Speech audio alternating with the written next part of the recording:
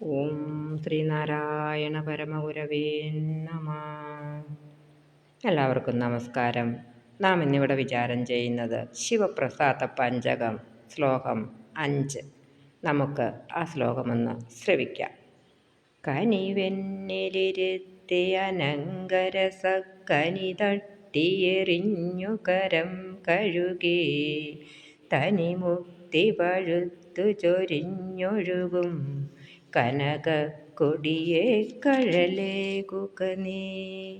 ഇനി നമുക്ക് അതിൻ്റെ അർത്ഥം ഒന്ന് നോക്കാം.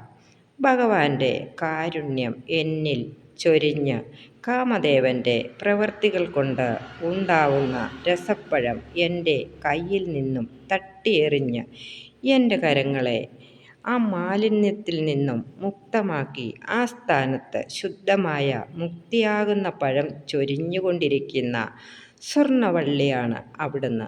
അങ്ങനെയുള്ള കരുണാമയനായ അവിടുത്തെ പാദചരണങ്ങളിൽ അഭയം തന്ന് എന്നെ കാത്ത് രക്ഷിക്കണമേ, അനുഗ്രഹിക്കണമേ.